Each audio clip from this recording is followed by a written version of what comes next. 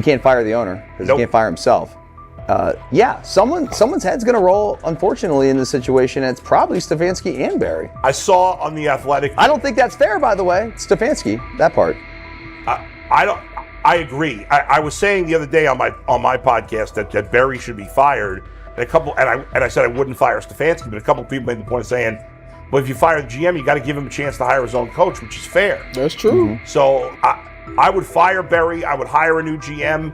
If that GM thinks Kevin Stefanski's a good coach, wants to stick with him. Right. The situation in Cleveland has escalated with the NFL. Sources indicate GM Andrew Barry is prepared to move on from head coach Kevin Stefanski if he refuses to elevate Shedeur Sanders. The Browns are weighing a major quarterback change. Leadership appears to be aligning behind Sanders and pushing for immediate action. This is a high-stakes decision about control and the team's direction. I think it's unfair for me to comment in I guess, maybe on behalf of the industry. All I can say is this, the time that we spent with Shedeur, and what he's done throughout his college career is impressive. He's an impressive young man.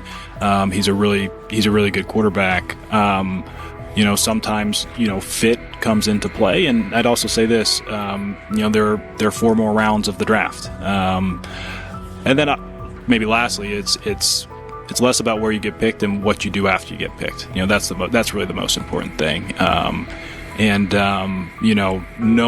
to know him over the course of the spring, he has a ton of resolve. Andrew Barry appears to be at a breaking point. Pressure from fans and within the organization to play Shedeur Sanders is intensifying. Barry is pushing for a move towards Sanders, while head coach Kevin Stefanski remains cautious about altering the depth chart. The divide is clear. One side wants acceleration, the other a measured rollout. The organization is under heavy scrutiny, and the focus has shifted to when, not if, Sanders sees the field. Has the 4th highest odds of any head coach this season to be fired. He's clearly on the hot seat. It's been a discussion for really a couple of years now, dating back to last season's 3-win season. And he's always had kind of hot and cold seasons. And now the sports books are saying he's 4th on the list. Number 1 is Mike McDaniel of the Miami Dolphins, Brian Dable of the Giants at 2, Shane Steichen at 3, and there is Kevin Stefanski plus 650 to be fired. This has moved beyond tension to outright stubbornness. Rather than elevating Shedeur Sanders, the staff has chosen Dillon Gabriel. The current depth chart looks less like a forward plan and more like resistance to change. Fans have been clear about who they expect to see, yet the organization keeps delaying. Every week without a real evaluation of Sanders slows development and blurs accountability. Cleveland is choosing a conservative approach when a decisive decision is needed, sending a message of uncertainty to both the locker room and the city. Now being the 3rd-string quarterback for the Cleveland Browns, was that so much was made out of unbelievable. He actually made the team as the 3rd-string quarterback.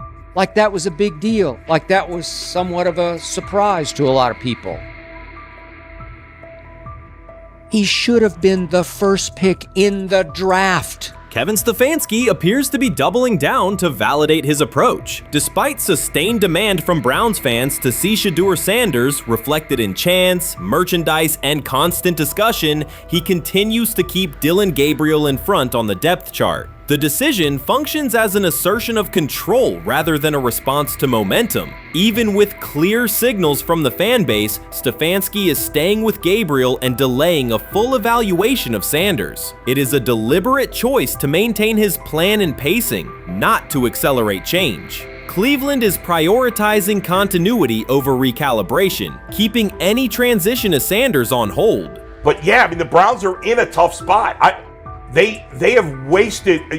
You traded a ton of high draft capital to get Deshaun Watson. You've gotten nothing out of Deshaun Watson and missed an opportunity. Like, who knows who they would have drafted. Now, maybe they would have screwed up those picks and the Browns would still be in bad shape. Andrew Berry is likely frustrated watching Dillon Gabriel default to conservative throws while the offense stalls. From a football perspective, this appears to be the hill Kevin Stefanski is choosing to stand on. Keeping Gabriel ahead of Shedeur Sanders has limited the unit's explosiveness and prevented a full evaluation of a higher ceiling option. Drives end quickly, field position flips, and momentum is lost while Sanders remains on the sideline. Fan patience is wearing thin. Each ineffective series intensifies criticism and shifts scrutiny toward the coaching staff's criteria for the depth chart. With every additional snap for Gabriel, the decision reads less like an open competition and more like rigid adherence to a plan that isn't producing results. The optics are clear. A dynamic quarterback sits while a cautious approach keeps the offense in neutral. If this continues, accountability questions will grow inside and outside the building. What performance benchmarks keep Gabriel ahead of Sanders? When will Sanders receive first-team reps in live situations to allow a fair comparison? The front office must decide whether to preserve continuity or pivot toward a timely assessment of Sanders. The longer the current approach stays in place, the more it signals stubbornness rather than adaptation, and the more pressure mounts to realign the plan with on-field output. I honestly see it happening if the Browns lose a bunch of games. Like if they get 5 wins or less, I see the report coming out now that Stefanski will be fired. I don't want it to happen. I want the Browns to be good, win a bunch of games. I think that they're going to be a team that is slept on and can at least get 7 wins, which is why if they don't, I see Stefanski getting all the blame for that, and there'll be a new coach in Cleveland. Because their players, to me, are there once again. We've talked about the incredible rookie class. The approach in Cleveland lacks consistency. One week, Andrew Berry signals he wants Shedeur Sanders on the field. The next, Dillon Gabriel gets the reps and the plan stays conservative. Through it all, Kevin Stefanski shows limited urgency despite pressure on his job security. Fans are asking for an offense that can push the ball, change field position, and produce points. Instead, the unit leans on short throws and cautious sequencing. Gabriel's play keeps the ceiling low and momentum static, while a full evaluation of Sanders is postponed. The result is growing frustration and a clear disconnect between the front office, coaching staff, and expectations in the stadium. The NFL tried to teach him and his father a lesson. You don't act like that. You don't talk like that before a draft. We'll show you how our game is played. We will watch you plummet all the way. I think he would have gone undrafted except for that owner in Cleveland. And he is the key to everything because he is something of an against-the-grain maverick owner. He's kind of a wannabe Jerry. Fan speculation is growing. Some believe Kevin Stefanski lacks confidence in Shedeur Sanders. Others think he's prioritizing Dillon Gabriel for reasons unrelated to performance. A more extreme view claims Stefanski is manipulating outcomes to secure a buyout. Whatever the motive, the risk is clear. This approach is straining his relationship with GM Andrew Berry and alienating the fan base. Pressure is rising, Berry's patience is running out, and supporters have shifted from requests to demands. If the current plan continues, calls for a change in quarterback and accountability will intensify. Chris Carter's televised assessment of Shedeur Sanders triggered immediate pushback from Cleveland fans, local media, and even several Browns veterans. Carter dismissed Sanders, a 5th-round pick, as unprepared to start and framed the growing interest around him as purely a byproduct of surname recognition. Since that segment aired, practice reports have told a very different story. Observers inside the Browns facility describe a rookie quarterback who is closing the gap on Kenny Pickett and Dillon Gabriel with surprising speed. Sanders first turned heads in rookie minicamp by directing the huddle with a calm that belied his inexperience.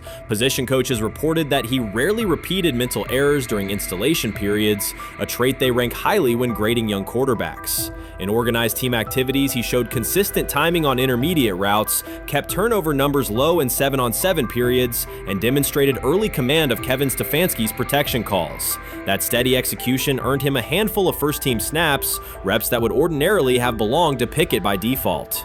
By mandatory minicamp, the rotation had shifted again. Practice notes from beat reporters detail the rise in Sanders' workload each day. Red zone series against the starting defense, 2-minute drills, and full field scrimmage possessions in which he checked out of called plays when fronts dictated it. Mary Kay Cabot, initially skeptical Sanders would challenge for game day snaps in 2025, wrote after consecutive sessions in mid-June that his footwork, release speed, and pocket management had, quote, meaningfully tightened since rookie camp. Her tone marked a clear departure from early spring projections that labeled Sanders a long-term developmental project. The broader quarterback context in Cleveland magnifies that progress. Deshaun Watson's availability and form remain uncertain after 2 injury-interrupted seasons, while Pickett's transition from Pittsburgh has been uneven. Dillon Gabriel's arm strength is evident, but coaches continue to stress hesitation in his full-field reads.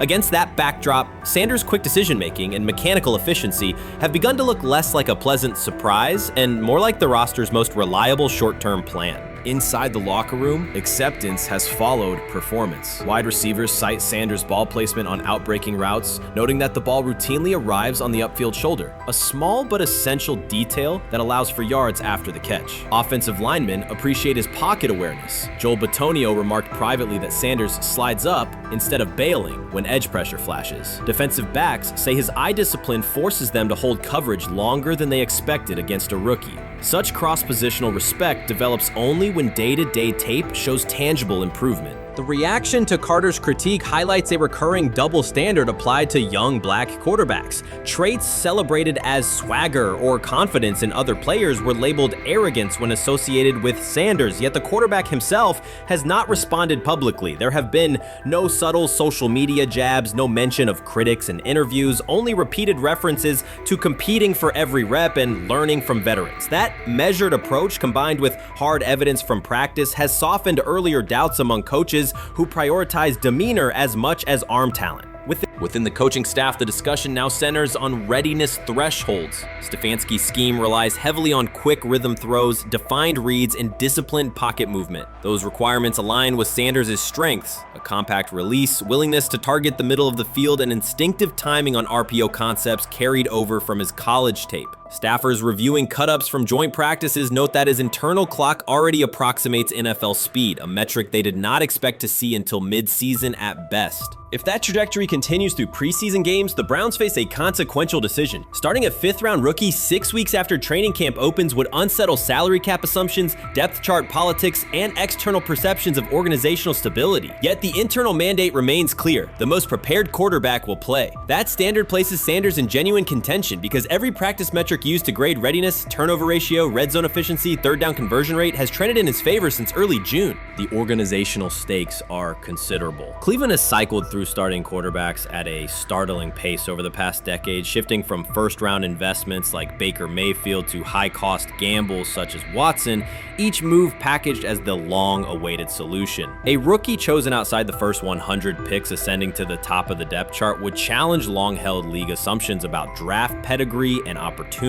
It would also validate the evaluation philosophy that prioritized Sanders' intangibles: processing speed, leadership presence, over conventional arm strength thresholds that pushed him down the draft board. Carter's televised remarks now sit awkwardly alongside daily updates from Berea. His critique relied on pre-draft labels and the presumption that a late-round passer with a famous father would need a redshirt year. Practice film contradicts that stance. Sanders checks protections at the line, manipulates safeties with shoulder fakes, and has reduced turnover-worthy throws in full-speed sessions to single digits. Statistics normally cited for veteran backups, not rookies. The longer that evidence accumulates, the more Carter's comments appear rooted in legacy bias rather than objective performance review. None of this guarantees Sanders will open the season under center. Preseason defenses test quarterbacks in ways practice cannot. Defensive coordinators will disguise pressure and boundary rotation to force late decisions. Sanders must show he can adjust protections and exploit mismatches without the benefit of a controlled environment. Yet within the Browns facility, the conversation has shifted from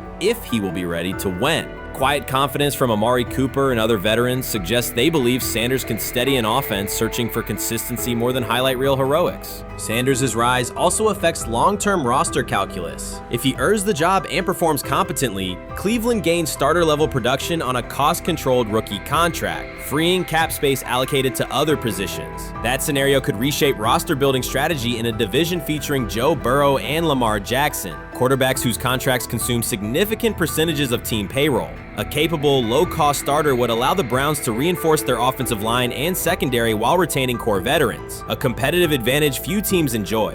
For now, the focal point remains daily improvement. Sanders continues to arrive before sunrise, reviewing the previous day's install with the quarterback coach, then staying after practice to throw on-air routes with receivers low on the depth chart. Coaches track those habits closely because consistent routine underpins performance when adversity strikes in live games. Each incremental gain strengthens the argument that readiness depends on preparation and aptitude, not draft slot. Carter's segment reminded the league how quickly assessments can become outdated when they lean on perception over evidence. Sanders' steady climb up the depth chart underscores the counterpoint. In the NFL, tape is the final arbiter. Should Sanders translate practice efficiency to preseason success, the Browns may discover that the solution to their long-standing quarterback riddle arrived quietly in the 5th round, carrying little more than confidence and a willingness to work.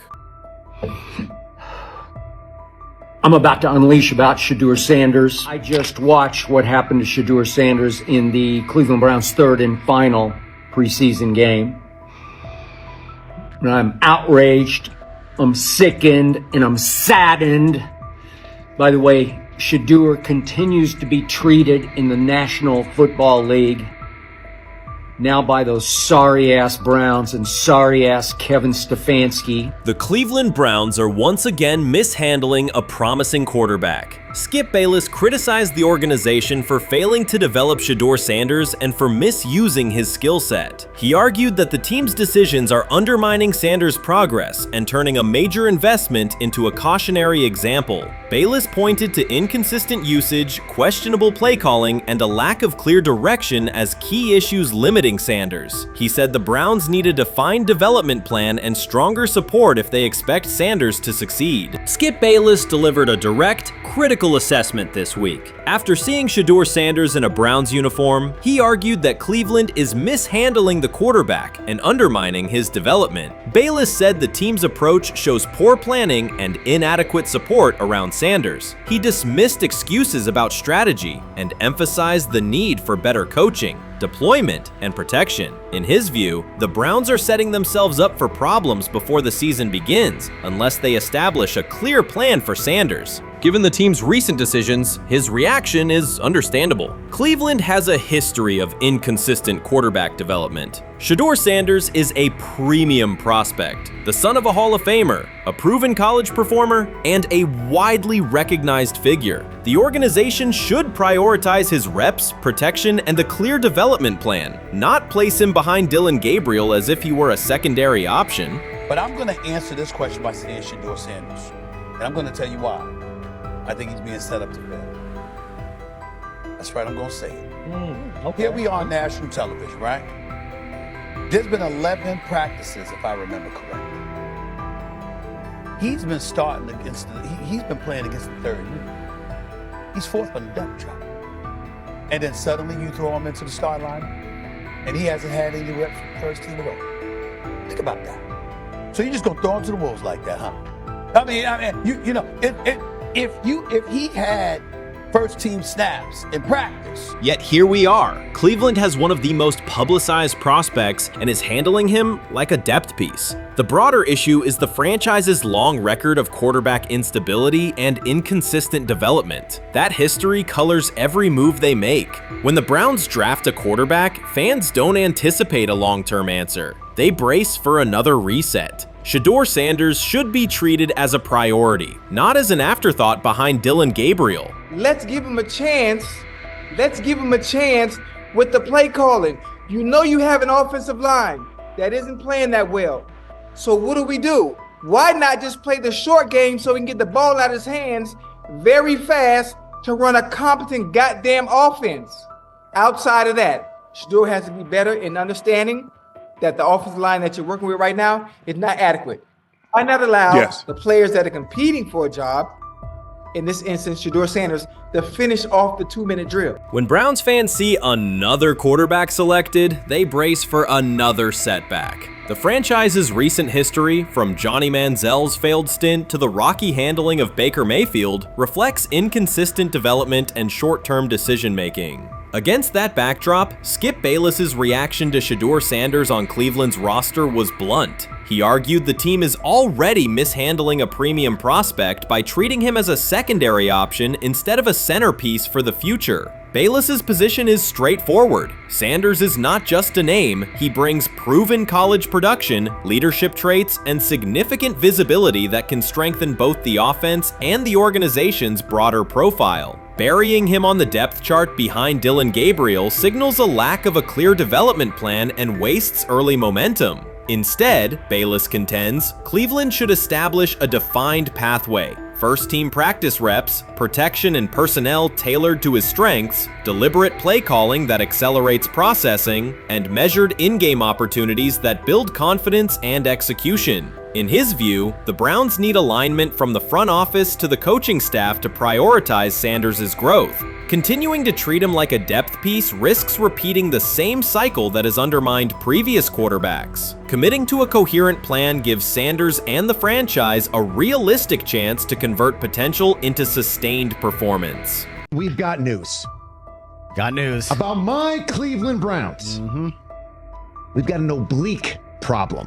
Obliques are big deals, especially when it's your quarterback. Now, he might be fourth on the depth chart, but he was number one in the preseason game last week, and he did a great job. 138 yards, 2 touchdowns. Shedeur Sanders has an oblique injury. That is not good. I do not like this. I hate this because I want to see more reps for Shedeur Sanders. Shedeur Sanders, a projected breakout this season, has been sidelined unexpectedly. The Browns coaching staff confirmed an oblique injury significant enough to keep him out of all activity. No reps, no drills, no warm-ups. Concerns are rising about how this may affect his momentum and force adjustments to the team's plan. The focus now is his recovery timeline, the impact on his development, and the next steps for the quarterback depth chart. Browns rookie quarterback Shedeur Sanders injured his oblique during practice today, putting his status in doubt for Saturday's preseason game against the Eagles. He's the latest quarterback on Cleveland's roster who has dealt with a health issue, joining fellow rookie Dillon Gabriel and Kenny Pickett.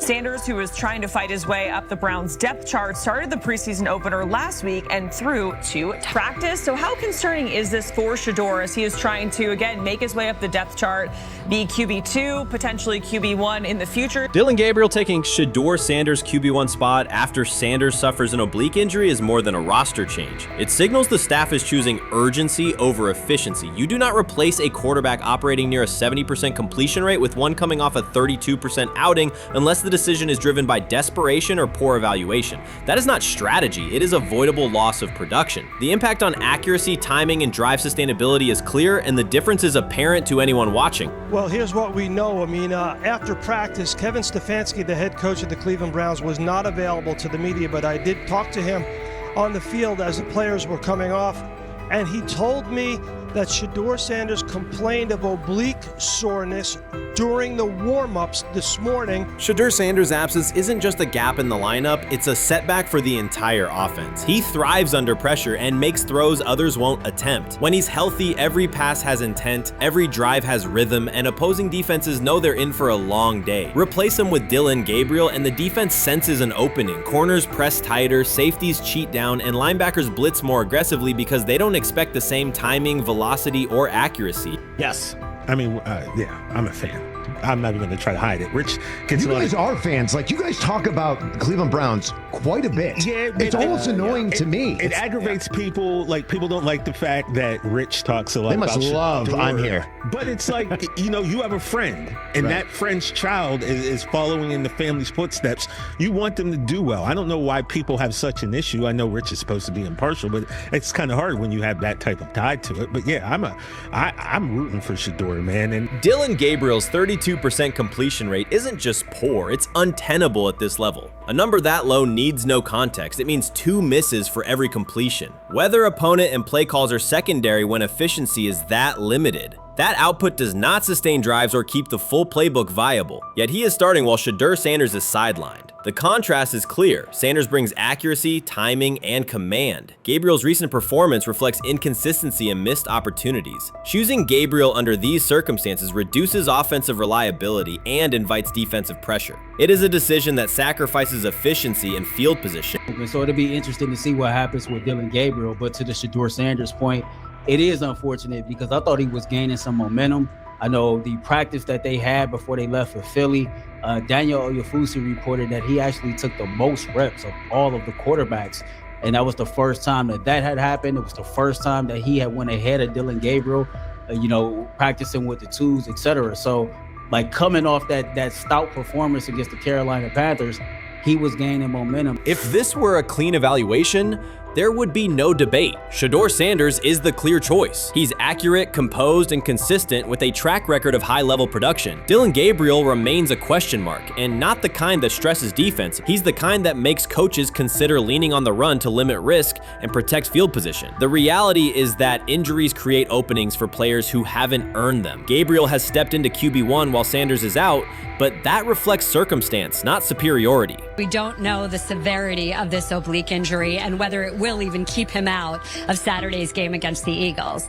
As for moving up the depth chart, I'm the Browns preseason sideline reporter. I was there Friday night when he burst onto the stage and set the NFL world buzzing.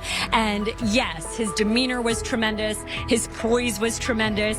He did the things that were asked of him. But at the end of the day, he wasn't actually asked to do all that much. The real concern is how this could attach to Shedeur Sanders' reputation. The NFL is unforgiving about availability. An oblique injury for a quarterback isn't minor. It affects mechanics, torque, and timing. Even with a strong return, the injury-prone label can linger. For the Cleveland Browns, or any team seeking stability under center, that perception is toxic. Teams don't want a player they fear won't make it through October. That's the risk. Talent doesn't always overcome league politics. Once questions about durability start, they rarely fade. They surface in contract terms, roster decisions, and sideline evaluations. So Shedeur Sanders is injured again? If you were following along on social media today for the Browns' first joint practice in Philadelphia against the Eagles, wow, you were in for a tumultuous ride. I mean, all the reporters, both Browns and Eagles reporters, were pretty much flabbergasted at the fact that Shedeur Sanders was taking 0 team reps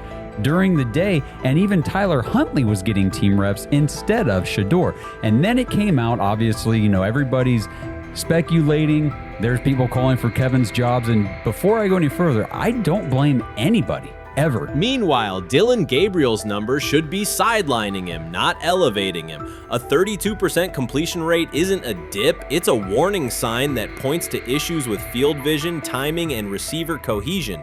That's the quarterback taking snaps while Shedeur Sanders is out. Put their work side by side and the gap is obvious. Sanders shows consistent placement, timing, and footwork that reflect high-level execution.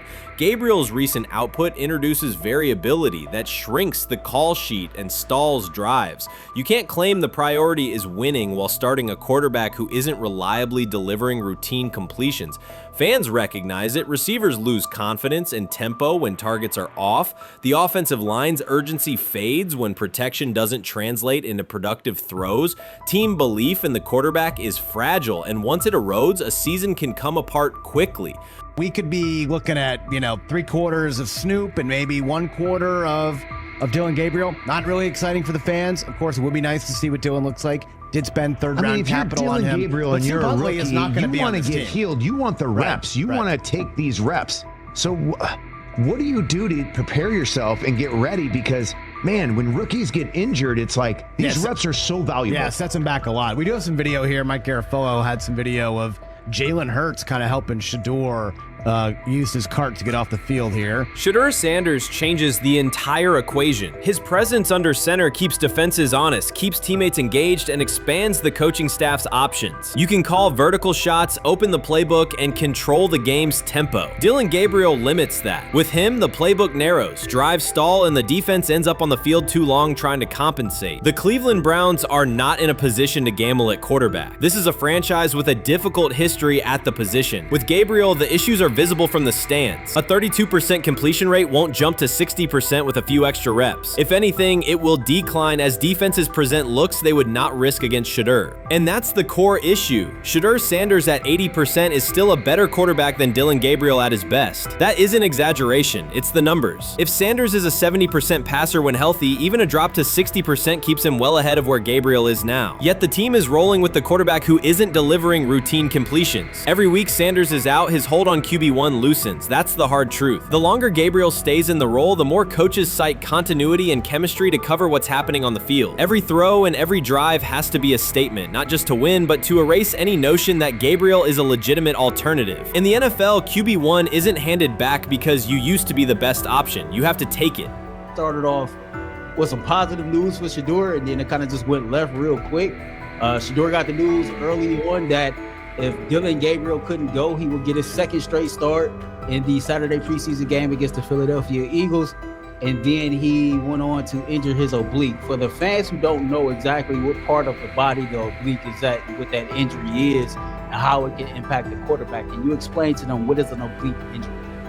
It's like up in this area, right? Well, you can't see me, but like right up in here, when you go to throw, like obviously that's all that. So the truth is straightforward. The Cleveland Browns, or any team in this situation, aren't going anywhere meaningful with Dillon Gabriel under center. You can frame it as progress and point to selective highlights, but reality will level it out, and by then the season is already slipping. Shedeur Sanders is the difference between a team with a path forward and the team playing out the schedule. He reads coverages, delivers on-time throws, and forces defenses to respect every level of the field. Gabriel turns the offense into guesswork. The NFL is built on results, and the results are clear. Gabriel's 32% completion rate functions as a warning sign. It doesn't need context, a clinic, or a film session to explain. It signals inefficiency that stalls drives and compresses the playbook. Yet he has been handed the role Shedeur established through precision, composure, and production. That decision undercuts the stated goal of winning. With Sanders, the offense retains structure, rhythm, and threat. With Gabriel, it narrows and exposes the defense to longer stretches on the field. You made an interesting point. So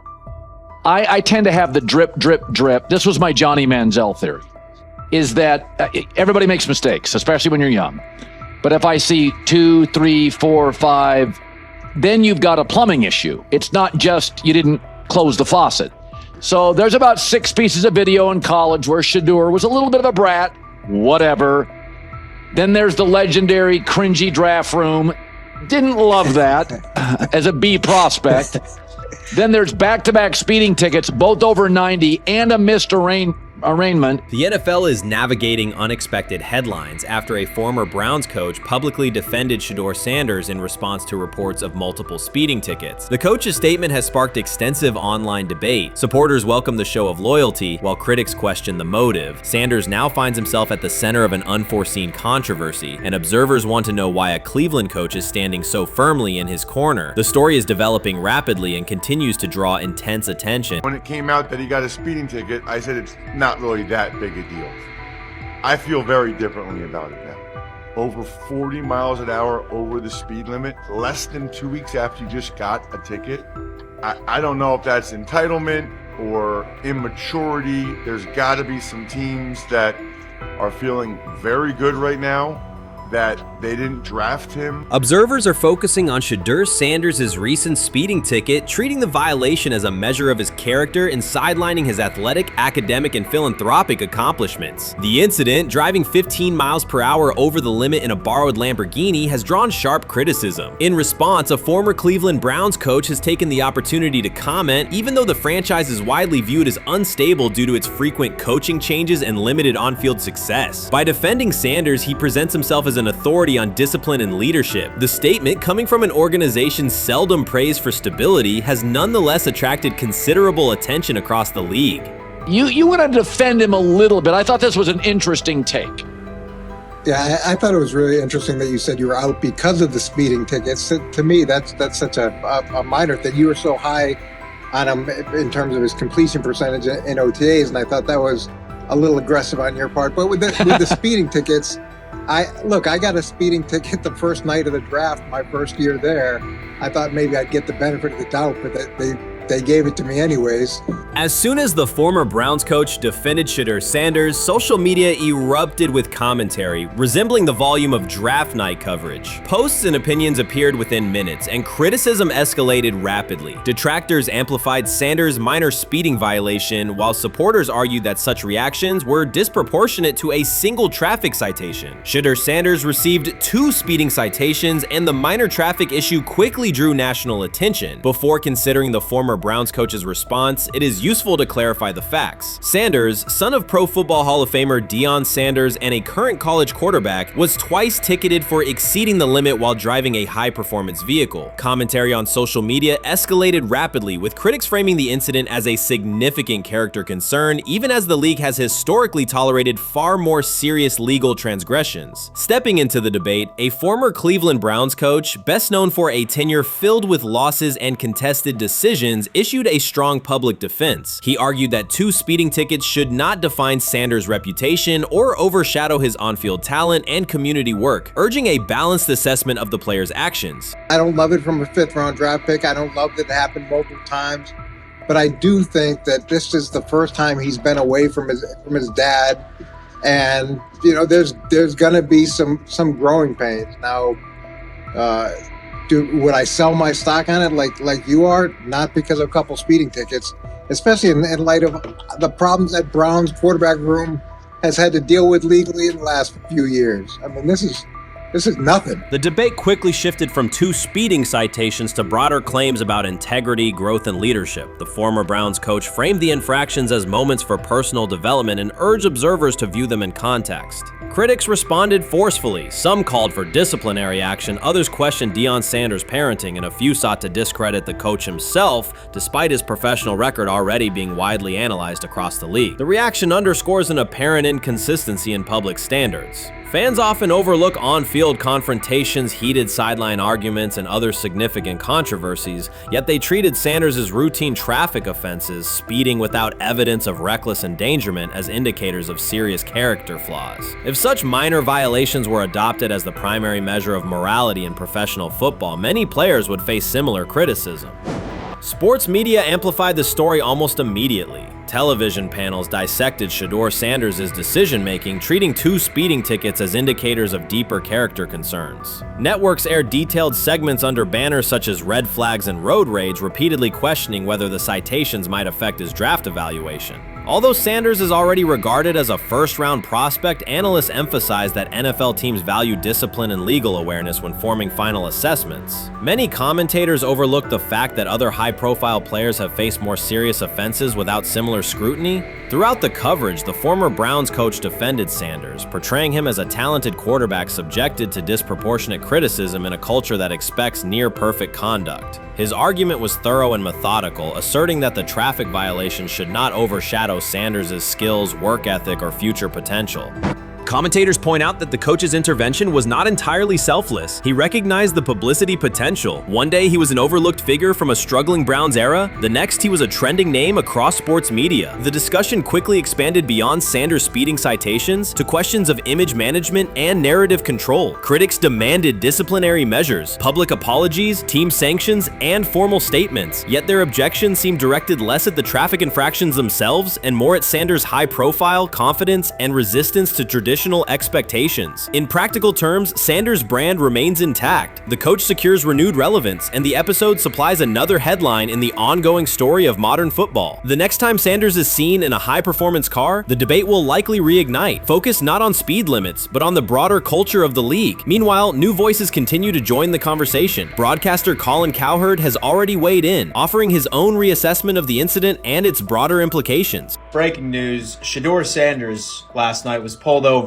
going 100 miles per hour. All right, he clocked 101, 41 miles an hour over the speed limit in Cleveland. He will have the opportunity to fight the ticket in court. Now, I'm not exactly sure where he was pulled over, whether or not that it was in Ohio or whether or not that it was in his home state. But typically when you're going 40 over, that's flirting with the line of reckless driving. Folks, I gotta tell you, I don't understand what it is with these young men driving at absurd speed. Colin Cowherd's view of Shedeur Sanders shifted abruptly. Days after praising the quarterback's poise and skill, he appeared on air to declare that Sanders is overhyped, unfocused, and distracted by celebrity. The reversal was immediate, without any gradual reconsideration. Cowherd now frames Sanders' 2 speeding tickets as evidence of poor judgment, even though he has defended other quarterbacks facing far more serious off-field issues. The sudden, wholesale withdrawal of support leaves viewers questioning the consistency of Cowherd's criteria and illustrates how quickly media narratives can change when minor incidents receive outsized attention. This is okay. Okay. How much of this is? I mean, Jimmy Haslam has his hands all over Manziel, has his hands all over Deshaun Watson. Admitted it, man enough to admit it. I saw the reaction in the draft room when they took Shedeur Sanders. Pretty obvious it wasn't the coach and the GM's pick. How much is this? This team has 8 last place finishes in 13 years owning it. How much of this is we don't have a very good owner here like Washington, D.C. and the Commanders? Yeah, I didn't love the owner stepping in and saying, hey, you got to take this guy in the 5th round. And I doubt they'll ever admit to it. While Colin Cowherd urged teams to move on from Shedeur Sanders, former Browns coach Eric Mangini offered a more measured response. Mangini, whose tenure in Cleveland was marked by mixed results, used his platform to provide context rather than condemnation. Instead of sensationalizing the speeding violations, he encouraged viewers to consider Sanders' circumstances. A 21-year-old quarterback whose life is scrutinized both on and off the field. Mangini acknowledged that the tickets were mistakes, but emphasized that they do not by themselves define Sanders' character or future. He noted the extraordinary attention athletes received today, combining the responsibilities of quarterback, public figure, and social media presence. Under such pressure, missteps are magnified, and criticism multiplies quickly. Mangini concluded that any evaluation of Sanders should weigh the totality of his behavior, performance, and growth, rather than isolate 2 traffic citations as decisive evidence of poor judgment. I view things as I got time. I got time to be able to grow and mature, and be able to understand the ins and outs of the defenses and be able to get the good insight from the vets in the room. So I look at it as, a plus. And whenever, it's time for me to play. Shedeur Sanders rolled into Browns camp and instantly made the whole practice feel like a recess pickup game. NFL vets suddenly looked like they'd forgotten the playbook and were just trying to keep up. With that being said, I see some balls coming out of Shedeur Sanders at that camp, and I'm like, kind of looks like a guy. Yeah, I'm ready. He can sling it. Ready to I see him, some of the veterans, how they talk to him, mic'd up, see what he's doing in the community. Yep. Talking about Njoku there?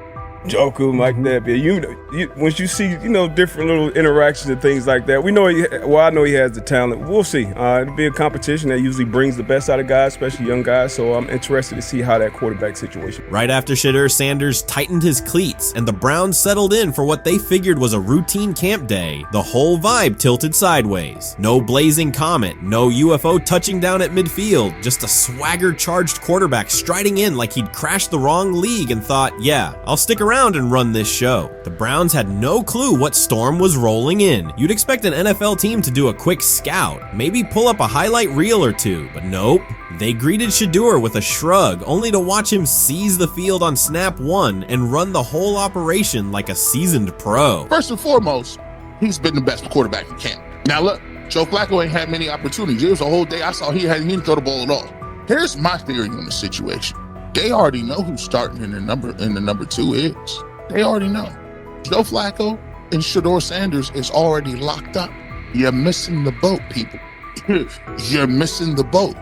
Your boy, Kenny Pickett and Dylan Gabriel, oh, they're fighting. Shedeur didn't merely clock in, he hijacked the session. One moment he's loosening his arm, the next he's roasting veteran QBs like faded names on busted draft boards. Defensive coordinators everywhere had the same gut punch reaction. Uh-oh. His pocket poise? Straight disrespectful. His timing? Psychic. And every pass left his hand like it was laser guided to its mark. While Shedeur Sanders was slicing up routes, the Browns secondary looked less like an NFL backfield and more like a gaggle of dads sprinting through a Saturday fun run. Big on enthusiasm, short on closing speed. Coaches fought the urge to slam the emergency horn. Players traded wide-eyed, "Are we serious?" stares, and someone even double-checked that a hidden camera crew wasn't about to pop out of the tunnel. But nope, this was pure Shedeur. Half cold-blooded surgeon, half highlight factory. He wasn't dropping a casual "I'm here," he was crafting a masterclass. From the first rep, the tempo changed. Shedeur Sanders accepted the snap with steady footwork, diagnosed the Browns' single high shell, and delivered a tight window seam route that forced the free safety to recover late. Throughout the period, he manipulated leverage with quick shoulder fakes, moved through full field progressions, and released on time from a balanced base, consistently putting the ball on his receiver's upfield shoulder. Cleveland's coverage struggled on multiple fronts. Safeties hesitated between deep half responsibilities and underneath support, creating voids at 15 to 20 yards. Cornerbacks and off-man were caught in trail position when Sanders used rhythm throws on three-step drops, while those who tried press technique had their inside hand neutralized by his receivers' outside releases. Linebackers widened to match shallow crossers, leaving the middle hook unguarded for pivot routes and option digs. One corner attempted a line of scrimmage jam. Sanders immediately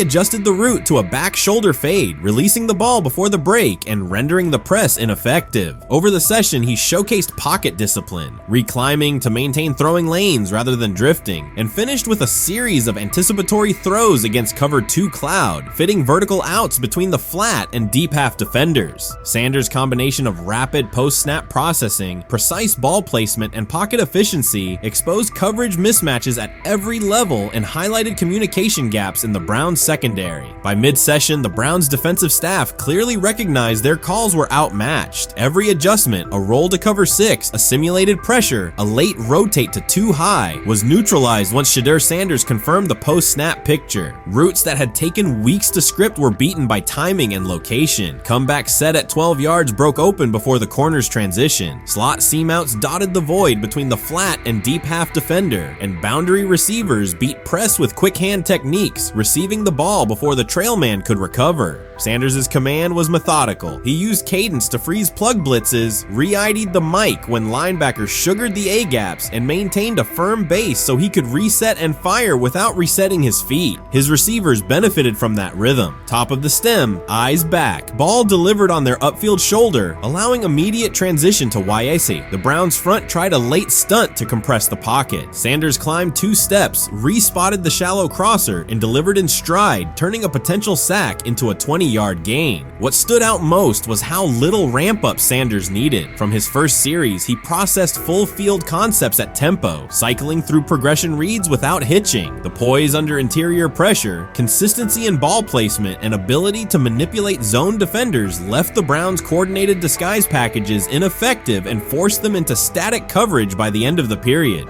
In short, Sanders' efficient mechanics, rapid processing, and anticipatory accuracy rendered Cleveland's defensive game plan ineffective at every level, from pre-snap disguise to post-snap spacing. Imagine there's many people that think Dylan Gabriel's a better quarterback than Shedeur Sanders. I don't care where they were drafted. And if the Browns are the one team that thinks that, then I'm going to suspect it's not true. They don't know what listen, they're doing. I every quarterback evaluation for 30 years. Right. I never root against anybody. Yeah. But I'd be surprised if Dylan Gabriel's ever a legitimate starting quarterback for the Cleveland Browns. I'd be surprised. I just don't think. Well, then it is a wasted pick because you took him in the top 100. Yeah, but potentially. Yeah. May get away with it because of Shedeur. An edge rusher chirped at Shedeur Sanders between snaps, hoping to shake his rhythm. On the very next play, Sanders answered with a 30-yard laser, a deep dig from the boundary side that split the single high safety and the trailing corner. He hit the top of a 5-step drop, kept a firm base, and delivered on time to the receiver's outside shoulder, turning what should have been a routine rep into a sudden change explosive. From that moment on, every coverage wrinkle the Browns tried, rotating from cover 3 to quarter half, flashing a Tampa 2 shell, mugging both A-gaps, was met with a precise counter. When corners pressed, Sanders adjusted the route to a back shoulder fade. When safeties widened, he checked to a glance post. When linebackers bailed, he found the running back on a delayed option out of the backfield. Even late simulated pressures couldn't move him off his spot. He simply climbed, reset his feet, and fired. As Cleveland's defenders rotated through checks, Sanders manipulated them with cadence and eye discipline. He froze weak side safeties long enough to create intermediate windows, then feathered the ball into those lanes before help could arrive. When the Browns finally dropped 7 and matched every route, Sanders tucked the ball and converted 2 separate 3rd and 6 situations on the ground, reminding everyone that his mobility is as calculated as his arm. By the end of the session, the defensive coordinator's call sheet looked obsolete. Sanders had neutralized blitz looks, exposed spacing issues in zone, and forced the unit into static base coverage just to survive the period. period. It wasn't a camp drill anymore. It was a clinic on timing, processing speed, and controlled aggression, delivered snap after snap by a quarterback who never needed a warm-up lap to own the field. They never planned on taking him. The problem is, like Ocho Cinco said, you got somebody that has endeared himself to the locker room. And guess what? The difference between him and Tim Tebow, the biggest one, is he can play. He can throw the ball. Tim Tebow running around being an H-back. He can throw the ball. And he's done everything he needs to do. He ain't saying nothing. He ain't rocking the boat. He ain't mad about the reps. He ain't mad about none of that. All the people out there want to see is this, like Tyler said earlier. We want to see what he can do with Jerry Jeudy. That's it. I want to see what he can do with David Njoku. I want to see him with Junkins. I want to see him with the first running backs. If you are cooking, if you are beating down the doors with the 3s and 4s, guess what? You deserve more. From the first team period on, Cleveland's secondary looked a step slow. A deep third safety hesitated on a post-snap rotation, leaving Shedeur Sanders free to climb the pocket and fire a 22-yard out that arrived before the defender could plant and drive. The supporting cast around him, players fighting for roster spots, not Pro Bowl invites, benefited from his command. Sanders used tempo to control the defensive front, altered protections at the line, and located throwing lanes so quickly that one receiver didn't register the catch until he crossed the goal line. As the Browns tried new personnel groups, coverage busts multiplied. Starters slipped out for hamstring stretches while rookies rotated in, only to find the ball arriving on their blind side before they'd completed a midpoint squeeze. On a later 3rd and long, Cleveland finally closed the interior rush lanes, compressing the pocket with 3 defenders. Sanders pivoted through the traffic, stepped into a narrow escape window, and, without resetting his shoulders, whipped a no-look pass to the boundary curl for a fresh set of downs. The throw turned a potential sack into an explosive play and left the coaching staff scrambling for answers. The people who are fascinated by Shedeur for whatever reason, whether it's his play, I guess, last year was kind of fun. If you're just like a guy who grew up like loving Deion Sanders and passed that love on down to your kids, I can see why you're like that. The one thing I will give them is you're looking at this quarterback room. If you're a fan of Shedeur and say, why can't he go beat Dylan Gabriel or Joe Flacco or Kenny Pickett? So I do understand that part of it, right? Because why not? Why couldn't he be the Brown starter in October or November? That looks like a quarterback room where everyone will get a chance to start. Shedeur Sanders did not treat day 4 of Brown's training camp as anything other than work. He completed 8 of 11 passes with 3 touchdowns, operating with control and accuracy throughout the red zone periods. The throws were varied, a well-placed ball to rookie Luke Floria that led him across the goal line in stride, a firm throw to Cade McDonald over middle after a quick read, and a tight window completion to Deontay Johnson at the back of the end zone with 2 defenders closing. The sequence showed timing, poise, and placement under pressure. While national attention centered on Joe Flacco's underneath completions and Kenny Pickett's option and rollout periods, Sanders produced scoring plays on schedule. The performance was not the product of broken coverages or end-of-period reps. It came within structured work with defenders in position and the offense executing standard progressions. The accuracy rate, 8 completions on 11 attempts, reflected consistent mechanics and decisions. The operation was steady from huddle to snap to finish. Despite that session, the distribution of first-team snaps did not change. Camp logs indicated that Pickett and Dylan Gabriel continued rotating with the starters, while Sanders remained primarily with the second unit. With the first preseason game approaching, that choice drew more attention from observers who expected productive days to be followed by expanded opportunities. The question surfaced again: what additional evidence is required to evaluate Sanders with the top group?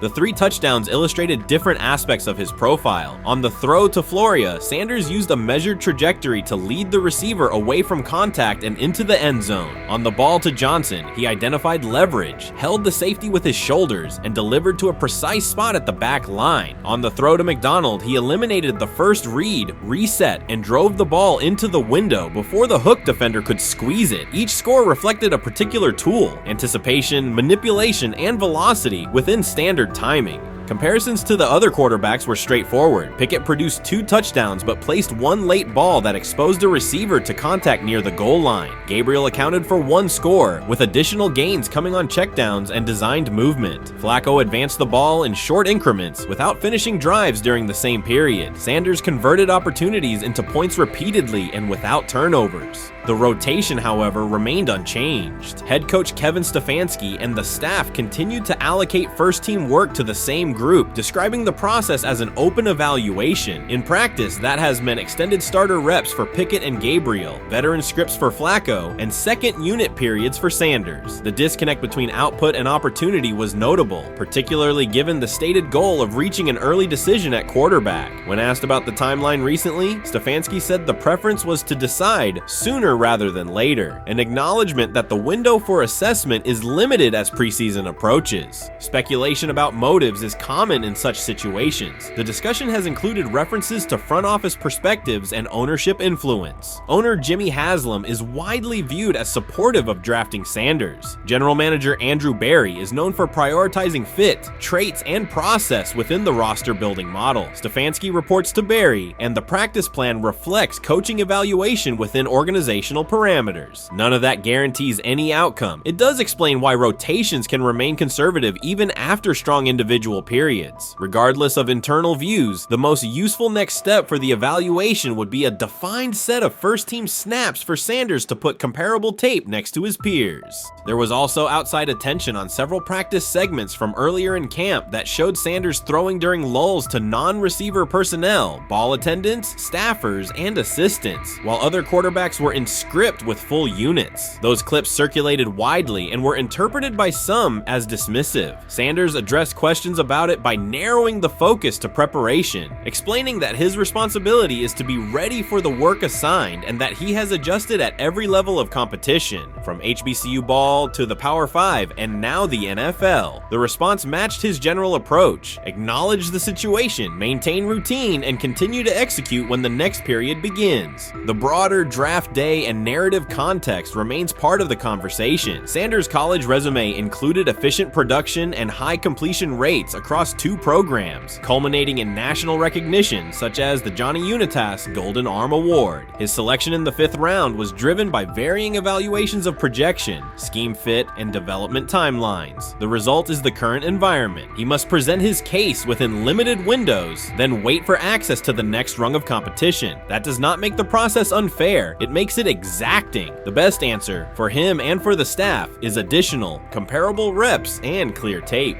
Fan reaction after day 4 was direct. Social accounts and comment threads filled with assessments that centered on performance rather than reputation. Sanders produced 3 touchdowns, avoided negative plays, and showed command in the red zone. Supporters pointed to that tape and asked for opportunities with the starters to verify whether the same rhythm carries over with the top receivers and linemen. The message was not about headlines. It was about the logic of evaluation in a compressed calendar. From an operational standpoint, Sanders' day reflected consistent fundamentals. His base was disciplined, his eyes matched his feet, and his timing aligned with route depths. On the Johnson score, he used a subtle shoulder turn to hold the safety before resetting and throwing to the back line. On the McDonald throw, the ball was out on the second hitch, arriving before the defenders could converge. On the Floria play, the arc and placement minimized the hit risk and maximized the run-through. Those are portable traits. They translate across units if the timing with receivers is established through reps. The staff's balancing act is real. They must prepare the presumed week 1 starter with sufficient continuity while also giving developmental players enough exposure to judge ceiling and floor. That tension is present in every camp. The cleanest path through it is to carve out defined first-team sequences for each competitor and evaluate the tape against comparable defenses and situations: high red zone, low red zone, 3rd and medium, and 2-minute. Sanders' performance on day 4 strengthened the case for such an allocation. Context matters off the field as well. Earlier in the offseason, 2 speeding citations, 91 miles per hour in Brunswick and 101 miles per hour in Strongsville, prompted public comment from Berry, who emphasized standards and safety. Sanders accepted responsibility, stated that he learned from the incidents and moved on. In camp, he has kept the focus on football tasks, install retention, cadence management, protection IDs, and post-practice review. He has also continued to build rapport across position groups, including veteran receivers and defensive backs, so that timing and expectations are clear when reps arrive.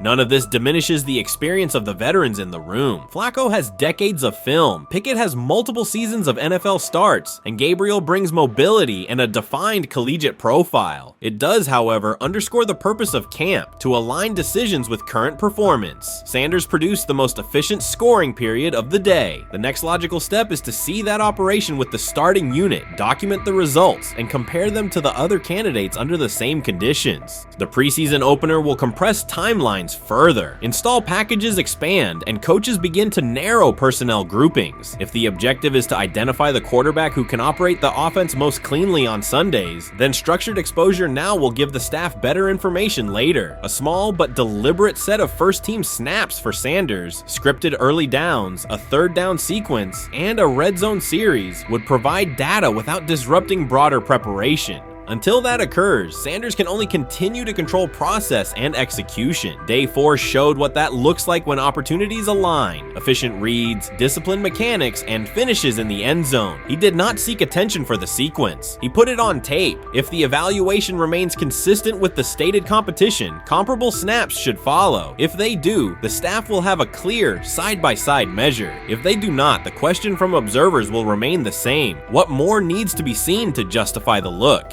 For now, the record from day 4 is clear. 8 completions on 11 attempts, 3 touchdowns, no turnovers, red zone precision, consistent control at the line and in the pocket. Those are tangible outputs. They merit a defined opportunity with the starters as the team moves toward preseason and the decision that follows. Whether or not that opportunity arrives immediately, Sanders has shown the preparation and execution necessary to be evaluated on equal footing. The next step is a matter of allocation, not speculation.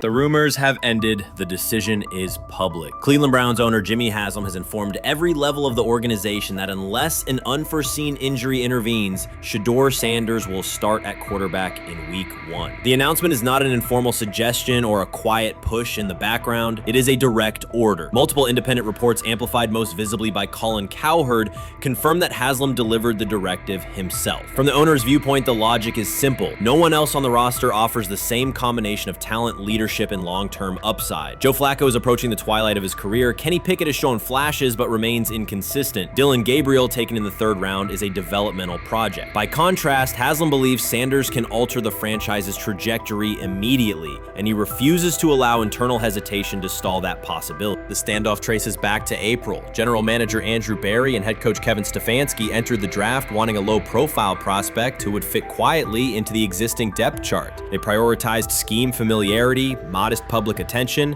and a clear developmental timeline. When the board lined up, they reached for Gabriel in round 3, reasoning that an early investment would justify keeping a rookie on ice behind the veterans. But Sanders continued to slide, first through day 2, then deep into round 5. Haslam watched the names come off the board, convinced the league's bias against Deion Sanders' outspoken son was obscuring legitimate first-round talent. When Cleveland's 5th-round pick arrived and Sanders was still available, Haslam intervened. He did more than approve the choice, he overrode the original plan, making it clear that the organization would select Sanders and give him every chance to compete. From that moment on, the Browns' internal narrative splintered into 2 camps, those ready to accelerate around their owner's vision and those still trying to protect their original approach. Once rookie minicamp began, Sanders erased much of the speculation. He commanded huddles, processed coverages quickly, and delivered throws with anticipation that belied his draft slot. Teammates noted his willingness to accept blame for missed timing, then correct the error without dramatics. While Flacco and Pickett split most first-team reps, Sanders treated limited opportunities as full-speed auditions. During organized team activities, he identified blitz looks, redirected protections, and consistently found his second read when the primary route was covered. More than one defensive veteran told local reporters that Sanders looks like the best arm in the building. That assessment forced Barry and Stefanski to reevaluate their timetable. They could no longer label Sanders a long-term project without contradicting on-field evidence. Drafting Gabriel 2 rounds earlier had provided the staff an excuse to slow roll Sanders' ascent. Coaches could point to investment cost, meeting room familiarity, and installation comfort to justify Gabriel's snap share. Yet each practice rep in which Sanders outperformed the 3rd rounder weakened that shield. Behind closed doors, position coaches began requesting more Sanders film for cut-ups, and offensive assistants quietly shifted meeting questions toward concepts the rookie already executed well. By mid-June, Barry himself started describing Sanders not as a developmental asset, but as a competitive option. Those subtle linguistic changes signal the front office's recognition that the narrative had moved beyond their control. Haslam's history with quarterbacks is well documented. His pushes for Johnny Manziel, Baker Mayfield, and Deshaun Watson were high visibility swings, each driven in part by a desire to generate excitement as well as wins. Critics highlight those choices to question his evaluation track record, yet Haslam perceives Sanders differently. Where Manziel carried off-field concerns, Sanders brings a reputation for professionalism. Where Mayfield's leadership style divided veterans, Sanders' approach has united receivers and linemen. Where Watson's trade involved unprecedented controversy, Sanders arrived at minimal draft cost. Haslam sees a rare chance to capture star potential without mortgaging the future, and he is unwilling to cede that upside to cautious pacing. Cleveland supporters, weary of revolving door quarterbacks, have rallied around Sanders with unexpected speed. Sales of customized Sanders number 2 jerseys surged within days of rookie minicamp. Training camp ticket requests spiked once local media circulated videos of Sanders making NFL-caliber anticipation throws during 7-on-7 periods. The mood in Northeast Ohio has changed from tentative hope to active belief. Longtime season ticket holders who once shrugged at preseason storylines now debate Sanders' footwork at neighborhood barbecues. Social media engagement for Brown's content has climbed, driven by highlight compilations of the rookie threading seam passes between linebackers and safeties. All of this places Kevin Stefanski in a fragile position. If he opens week 1 with a veteran starter and the offense sputters, criticism will be swift. Each stalled drive will be interpreted as evidence that he ignored the owner's edict and the fan base's intuition. Conversely, if he names Sanders the starter solely under pressure, any early struggles could be framed as proof that Sanders was rushed, further exposing Stefanski to blame. The only sustainable solution is conviction. Either stand behind a veteran with clear strategic reasoning or embrace Sanders fully and structure the offense around his strengths. Splitting the difference, rotating series, delaying first-team reps, or using vague competition language will satisfy no one and likely jeopardize locker room clarity. Sanders' personal approach has reinforced Haslam's confidence. Instead of taking post-draft downtime, he traveled to Texas to train in full Browns gear at facilities near his father's home. The leaked clip of Sanders executing footwork drills in helmet and pads wasn't a marketing ploy. It was a glimpse into a quarterback visualizing Week 1 live. Team personnel who viewed the footage recognized purposeful rehearsal, cadence calls, pocket movement against simulated pressure, and follow-through adjustments based on imagined rush lanes. Observers asked why a rookie would conduct such intense solo sessions in May. The answer is straightforward. Sanders does not view himself as a developmental pick. He considers himself the starting quarterback of the Cleveland Browns and prepares accordingly. On pure ability, Sanders' arm strength ranks with the league average for starters. His accuracy to the intermediate middle, an area where the Browns' current scheme generates high leverage completions, has drawn consistent praise from receivers. The primary areas still under review are blitz recognition and live bullets and timing on deep outbreaking routes versus press coverage. Those developmental checkpoints are significant, yet daily practice reps show acceleration. In contrast, Flacco's mobility limits the boot action game that Stefanski installed to help Mayfield early in his tenure. Pickett can extend plays, but struggles to attack tight windows between linebackers and safeties, an essential requirement in Cleveland schematics. Gabriel remains an unknown at NFL speed. Thus, the competitive landscape favors Sanders sooner than the coaching staff originally planned. The franchise now stands at an inflection point. Haslam's mandate, the locker room's growing support, and the fan base's enthusiasm all tilt towards Sanders. The front office's earlier strategy, anchored in patience and quiet development, is increasingly untenable. Barry's shift in messaging indicates grudging alignment, but final authority over the depth chart rests with the coaching staff, unless ownership directly intervenes on game day decisions. A move rare but not unprecedented in the NFL. Should Stefanski align with the owner and name Sanders the starter before preseason concludes, he can claim proactive vision and tailor the offense through training camp. Should he resist and open with a veteran who falters, he risks rapid loss of credibility and possibly his position. Either path carries pressure, but only one aligns with the momentum sweeping through the building. For 2 decades, the Browns have cycled quarterbacks without securing a stable star. Each new hope, whether draft pick or trade acquisition, has collapsed under injuries, inconsistency, or organizational disarray. The possibility that Sanders could finally anchor the position is not merely a football storyline. It is a potential cultural reset for a fan base defined by resilience. Haslam's insistence reflects that awareness. Cleveland needs a leader who can win on Sundays and project confidence every other day of the week. Sanders has shown he can shoulder expectations without retreating from scrutiny. That trait, more than arm talent alone, is why the owner views him as indispensable. Voluntary workouts transition to mandatory minicamp next week. If Sanders receives a substantial share of first-team snaps, observers will interpret it as the staff's acknowledgement that the competition is tilting decisively. A public declaration may not follow immediately, but every rep allocation is a signal. If, however, the staff continues funneling most top unit snaps to Flacco or Pickett, tension will escalate. Local media will question the evaluation process. National analysts will debate the merits of letting a rookie learn through live action versus controlled practice. Inside the facility, players will recognize any disconnect between performance and opportunity, and unity could fray. The Browns have reached a decisive moment. Shedeur Sanders has demonstrated the skill, poise, and work ethic to justify starting in week 1. Jimmy Haslam has publicly positioned him as the future, and by implication the present, of the franchise. Kevin Stefanski and Andrew Berry must either endorse that vision or brace for the consequences of delaying it. For Cleveland fans, the significance is clear. A legitimate chance to exit the cycle of quarterback uncertainty and rally behind a signal caller capable of commanding the field and galvanizing the city. Whether that opportunity is seized promptly or postponed will define the Browns' 2025 season and likely the tenure of the decision makers involved.